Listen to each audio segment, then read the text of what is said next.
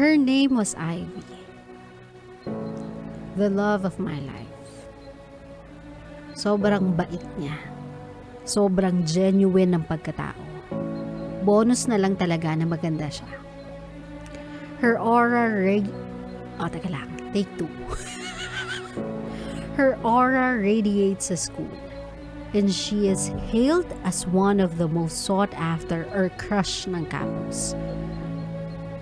Even girls would fall for her. But there's just one thing keeping me from courting her after 5 years of being in love with her. She is my brother's girlfriend. May mga pagkakataon na kapag nag-aaway sila ni Kuya at mukhang magbe-break na, hindi ko mapigilang maging masaya ng kaunti. Kasi if you'll ask me, will I pursue her pag nag-break sila, the answer is yes. Undoubtedly yes. Imemend ko na lang siguro yung relationship namin ni Kuya, but I will take that risk. Pero hindi eh. Lagi silang nagkakabalikan.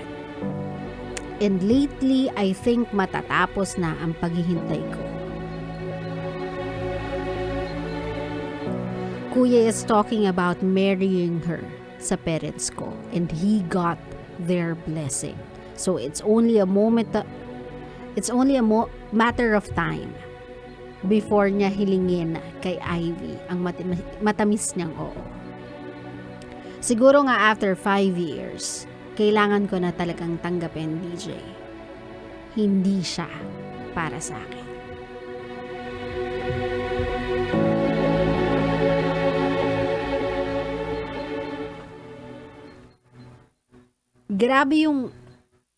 Grabe yung pagtingin mo sa taong to, no? I cannot imagine myself being in love that long with someone without being in a relationship with them. I don't even know how to keep or stay in love with them kapag hindi ko sila karelasyon.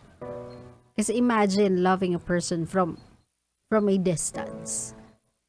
When you say you love a person, kasi parang may things that comes along with it eh. Parang this person has to make you feel secure, make you feel loved, make you feel being taken care of. Kaya parang araw-araw, it's either nasusustain yung nararamdaman mo sa kanya or nadadagdagan.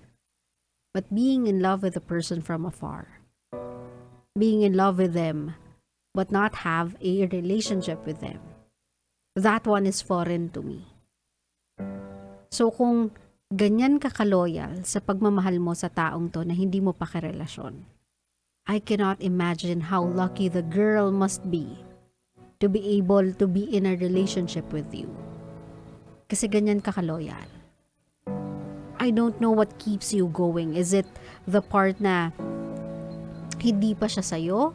Is it the part na hindi mo pa nararanasan yung mga gusto mong maranasan sa kanya?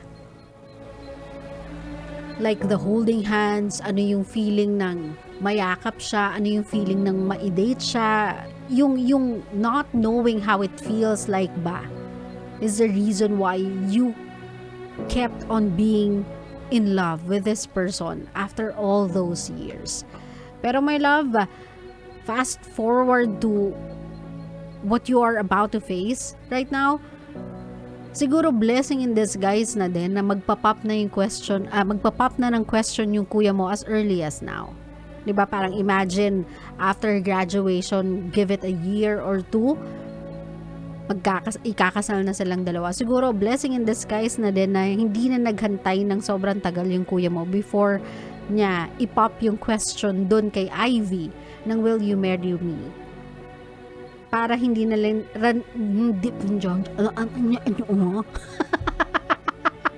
hirap yung dila mo. Take 2.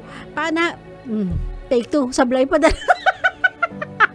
Take 3. Yan. Para hindi na din ma-prolong yung agony mo. Yun. Natapos ko din.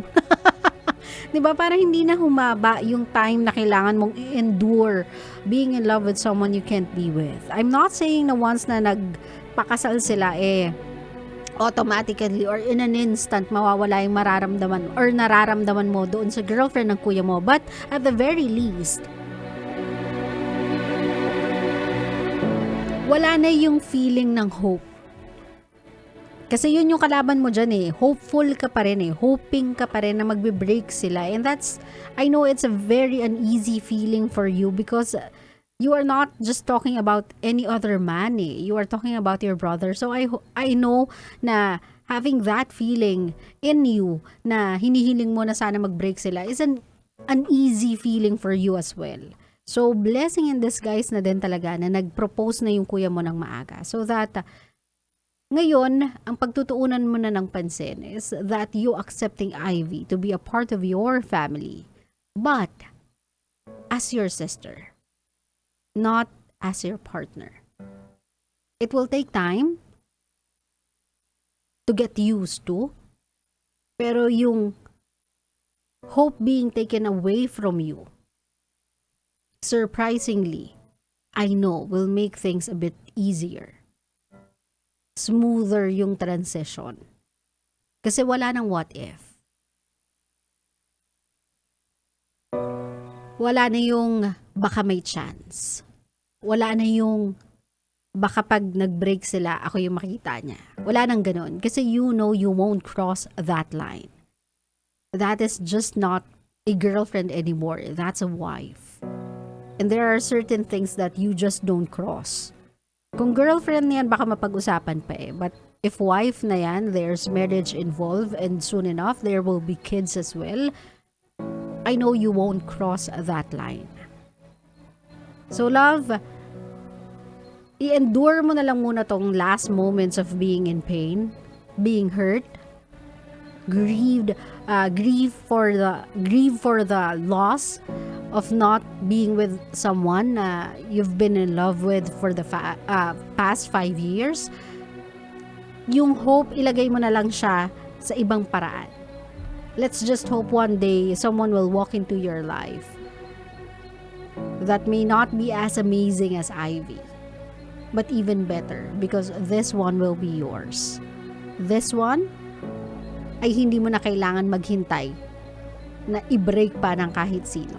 This one, hindi mo na kailangan mag-guilty that at the back of your head, you're hoping for someone to slip para mapasayo siya. Kasi this one, ikaw na lang yung kalaban mo. Ikaw na lang, nasa iyo yung control of being with her and making her happy and making her stay until the end of your lifetime. So, ganun talaga eh. Hindi lahat ng ginugusto natin, hindi lahat ng mahal natin, mapapa sa atin. Sometimes we just have to accept that there are people in our lives na pinakilala sa atin para lagpasan lang tayo, pero hindi manatili. So for now, i-process mo na lang muna yung pain. I'm not gonna lie. It's gonna hurt. It's still gonna hurt.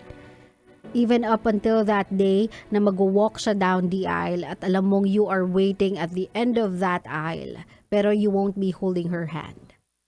You will be holding yung shoulders nung lalaking papakasalan niya. It will not be easy, but it will be refreshing. Kasi finally, you are free. Free from a relationship that you are really not in. Pero nakatali ka with. Now you are free to open your heart to someone else. Claro? Claro.